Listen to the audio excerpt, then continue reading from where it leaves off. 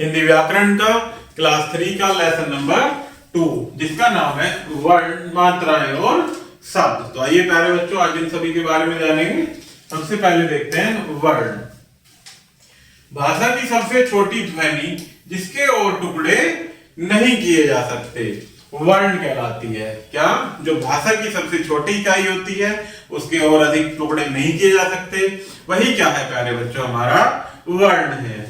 हम सभी को अपने आसपास कई प्रकार की आवाजें सुनाई देती हैं, जैसे बिल्ली के मियाऊ मियाऊ करने की आवाज, तोते की टर टर करने की आवाज और गाड़ियों के चलने की आवाज। इन सभी आवाजों को ध्वनियां कहते हैं।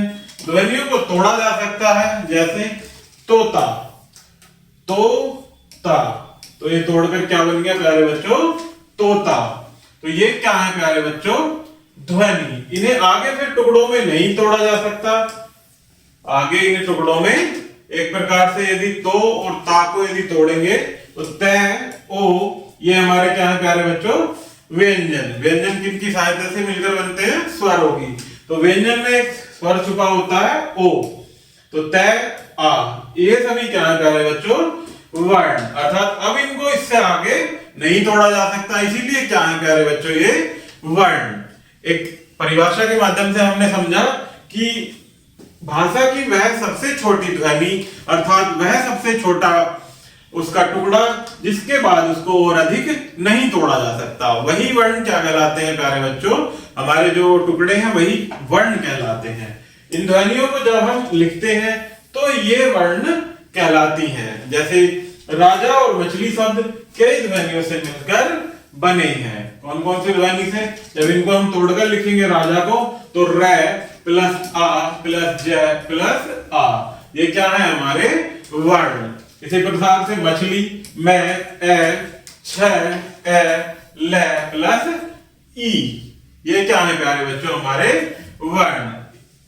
सभी ध्वनियां वर्ण कहलाती हैं। वर्ण दो प्रकार के होते हैं, स्वर और व्यंजन। देखते हैं स्वर के बारे में कि जिन वर्णों का उच्चारण बिना किसी ध्वनि की सहायता से होता है वे स्वर कहलाते हैं। हिंदी भाषा में स्वरों की संख्या 11 होती है। कितने होते हैं स्वर? 11। कौन कौन से? ए, आ, ई, उ, ऋ, ए, आई, ओ, औ। ये क्या है? हमारे 11 स्वर हैं। आगे आते हैं प्यारे बच्चों व्यंजन। जिन वर्णों का उच्चारण स्वरों की सहायता से होता है वे व्यंजन कहलाते हैं। जैसे क, ए, क, ख, ए प्लस ए बराबर ख। हिंदी भाषा में व्यंजनों की संख्या 33 है। कितनी है हिंदी भाषा में व्यंजनों की संख्या? 33। ये किसकी सहायता से मिलकर बनते हैं प्यारे बच्चों? स्वरों की सहायता से। जैसे ए हमारा यहाँ पर क्या है? स्वर, और ये व्यंजन पूरा इसकी सहायता से मिलकर बनेगा क। इसी प्रकार से ख प्लस ए मिलकर बनेगा ख, अर्थात ये स्वरों की सहायता से बनते हैं, जो कि कितने होते हैं प्यारे बच्चों? 33। आगे देखते हैं संयुक्त व्यंजन। जिन व्यंजनों का निर्माण दो व्यंजनों के मेल से होता है वे संयुक्त व्यंजन कहलाते हैं। किनसे होता है? दो व्यंजनों के मेल से। यदि भाषा में 4 संयुक्त व्यंजन हैं, कौन कौन से? छ, त्र, ज्ञ और श। ये क्या है प्यारे बच्चों? 4 हमारे संयुक्त व्यंजन। जैसे पहला इससे शब्द बनता है छ से क्षत्रिय, जो कि किन किन दो वर्णों को मिलाकर बनता है? पहला क और श, इसे मिलकर क्या बनता है? श। इससे शब्द बनेगा क्षत्रिय। इसी प्रकार से त्र किन किन वर्णों को मिलकर बनता है? त और र मिलकर, जिससे एक शब्द त्रिशूल लिख सकते हैं हम।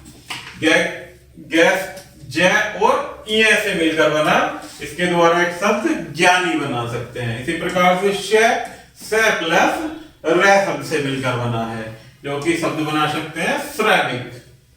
तो ये हुए प्यारे बच्चों हमारे संयुक्त व्यंजन। आगे बढ़ते हैं अयोगवाह। हिंदी वर्णमाला में स्वर और व्यंजन के बिना 2 अन्य वर्ण भी है। पहला अंग है जिसे अनुस्वार कहते हैं, दूसरा आहार उसे विसर्ग कहते हैं। इन्हें दोनों को मिलाकर क्या कहेंगे प्यारे बच्चों? अयोगवाह। ये स्वरों के पश्चात आते हैं।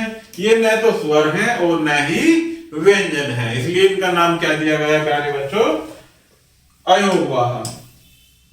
आगे देखते हैं प्यारे बच्चों, अनुस्वार और अनुनासिक।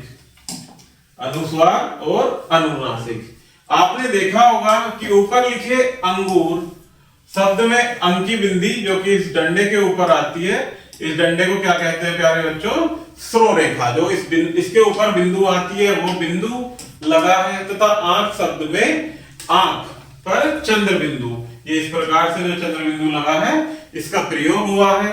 बिंदु को अनुस्वार तथा चंद्र बिंदु को अनुनासिक कहते हैं। जो एक इसके डंडे के ऊपर बिंदु है इसे अनुस्वार, और ये डंडे के ऊपर जो चंद्र बिंदु है इसे अनुस्वार कहते हैं। इसके बाद आता है प्यारे बच्चों विसर्ग, जिसका चिन्ह होता है ये।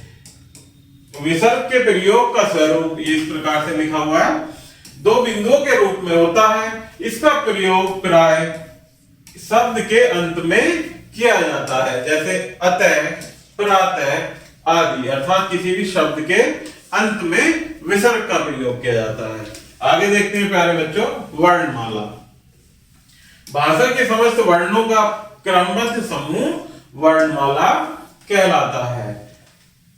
जो भाषा के प्यारे बच्चों वर्ण होते हैं उनके क्रमबद्ध समूह को ही हम क्या कहते हैं, वर्णमाला। हिंदी वर्णमाला में 44 वर्ण हैं, जिनमें 11 स्वर तथा 33 व्यंजन है। आगे देखते हैं प्यारे बच्चों मात्राएं। व्यंजनों के साथ स्वरों के अतिरिक्त उनके जो चिन्ह लगाए जाते हैं वो मात्रा कहलाते हैं। जैसे कोयल में क के साथ ओ का चिन्ह लगा है, शेर में स के साथ ए का चिन्ह लगा है, तथा लकड़ी में क के साथ ई का चिन्ह लगा है। इन चिन्हों को ही हम मात्राएं कहते हैं। क्या कहते हैं इन चिन्हों को प्यारे बच्चों, मात्राएं। आगे देखते हैं प्यारे बच्चों कि नीचे स्वरों की मात्राएं दी गई हैं, इन्हें ध्यान से देखिए और समझिए। स्वरों की मात्राएं, स्वर, ये नीचे स्वर दी गई है मात्रा, और ये व्यंजन प्लस स्वर, इनसे बनाकर इनकी स्वरों की मात्रा और स्वर के साथ व्यंजन, इनसे शब्द भी मिलाकर बनाए गए हैं। तो इनको आप देख सकते हैं प्यारे बच्चों, इस के माध्यम से एक चार्ट दिया गया है जिसमें स्वर ए, आ, ई, उ, ऋ, ए, आई, ओ, औ, ये क्या है हमारे स्वर हैं, और इनके आगे लिखी हुई है इनकी मात्राएं हैं। स्वरों में एक ऐसा भी स्वर है प्यारे बच्चों जिसकी कोई अपनी मात्रा नहीं होती, अर्थात ये ए ऐसा स्वर है इसकी कोई मात्रा नहीं होती। बाकी आ की मात्रा, ये आ का डंडा, ई की मात्रा जो कि किसी भी वर्ण से पहले शुरू होती है, जैसे ये हमें कोई वर्ण लिखा है तो उसके पहले शुरू होती है छोटी ई की मात्रा जिसे आप कहते हैं। ये बड़ी ई की मात्रा जो कि किसी भी शब्द के अर्थात वर्ण के बाद लगती है। यदि हम ये लिख रहे हैं तो इसके बाद ये लगती है, कौन सी, बड़ी ई की मात्रा। इसी प्रकार से ऊ छोटा ऊ आता है तो ये लेफ्ट हैंड की साइड को लगता है, और बड़े ऊ की मात्रा आती है तो राइट हैंड की साइड आता है। इस प्रकार से किसी भी शब्द के नीचे राइट साइड में को करते हैं, ये क्या है, बड़े ऊ की मात्रा। इसी प्रकार से ऋ, ये इसकी किसी भी शब्द के अर्थात किसी भी वर्ण के नीचे आता है ट के रूप में। इसी प्रकार से ए की मात्रा क, ए, क, जो कि ऊपर एक सिंगल मात्रा के रूप में आता है। आई के रूप में किसी भी वर्ण के ऊपर डबल मात्राएं आती हैं। इस प्रकार से के, ये क्या है, आई की मात्रा। आगे ओ की मात्रा जो कि डंडे के साथ ऊपर की ओर किसी भी वर्ण में एक मात्रा आती है। औ की मात्रा दो मात्रा के साथ किसी भी वर्ण के साथ एक डंडा लगा करके आ का और ऊपर डबल मात्रा के रूप में ये मात्रा लगाई जाती है। तो ये है प्यारे बच्चों स्वर और उनकी मात्राएं अर्थात चिन्ह। आगे देखते हैं, र के साथ उ और बड़े ऊ की मात्रा इस प्रकार लगाई जाती है, जैसे र उ अर्थात रुपया। र अगर बड़ा ऊ आता है तो ये इस प्रकार से लिखा जाता है प्यारे बच्चों। आप इनको ध्यान से देखेंगे और इनको लिखकर प्रैक्टिस भी करेंगे।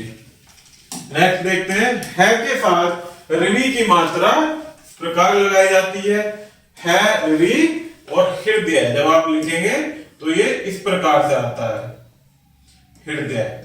ये क्या है प्यारे बच्चों, ऋणी की मात्रा के साथ। आगे देखते हैं बच्चों, शब्द। वर्णों का सार्थक मेल जिसका कोई अर्थ हो शब्द कहलाता है। अर्थात दो या दो से अधिक शब्दों को मिलाकर जो एक समूह बनता है प्यारे बच्चों, वो क्या कहलाता है, एक शब्द जिसका कोई उचित अर्थ हो, वो क्या होता है, शब्द। जैसे जय प्लस से प्लस रे प्लस ख ई की मात्रा प्लस मु, तो ये क्या है, जसूर खीमो। आपने देखा कि ये शब्द तो है परंतु इसका कोई अर्थ नहीं है, इसलिए ये क्या है, कोई भी शब्द नहीं होगा। आगे पढ़ेंगे कि सु रे जय मो खी, ये क्या बना, एक वर्णों से बना एक समूह जिसका क्या पढ़ा जाएगा, सूरजमुखी। ये क्या है, एक फूल का नाम, अर्थात ये एक शब्द है, इसका एक सार्थक अर्थ भी निकल रहा है। तो हमने देखा ये वाला शब्द इसका कोई अर्थ नहीं होता और ये एक फूल का नाम है। आपने देखा कि शब्द सूरजमुखी एक फूल का नाम होता है परंतु जसूर खीमू का कोई अर्थ नहीं होता। अर्थात वर्णों के सार्थक योग को शब्द कहते हैं। जो वर्णों का सार्थक योग होता है उसे ही क्या कहते हैं प्यारे बच्चों, शब्द। आगे देखते हैं वाक्य। शब्दों का सार्थक समूह जिसका कोई अर्थ हो वाक्य कहलाता है। अभी हमने पढ़ा शब्दों के बारे में, अर्थात वर्णों का सार्थक समूह शब्द कहलाता है। इसी प्रकार से शब्दों का सार्थक समूह जिसका कोई अर्थ हो क्या कहलाता है, वाक्य। जैसे पूजा रही कर है प्लस दादी जी, पूजा कर रही है दादी जी, क्या अर्थ निकलता है इसका, कुछ नहीं निकलता। यदि हम लिखते हैं कि दादी जी पूजा कर रही हैं तो इसका एक सार्थक अर्थ निकलता है, ये क्या हो गया, हमारा एक वाक्य है। आपने देखा नीचे के वाक्य में शब्दों को सही क्रम में लिखा गया है, इसीलिए यह सही वाक्य है। परंतु ऊपर के वाक्य में शब्दों का क्रम सही नहीं है, इसीलिए यह गलत वाक्य है। अर्थात शब्दों के सही क्रम को ही वाक्य कहते हैं। शब्दों का सही क्रम क्या कहलाता है प्यारे बच्चों, वाक्य। आओ पाठ दोहराएं। भाषा की सबसे छोटी ध्वनि जिसके टुकड़े नहीं किए जा सकते वर्ण कहलाती है।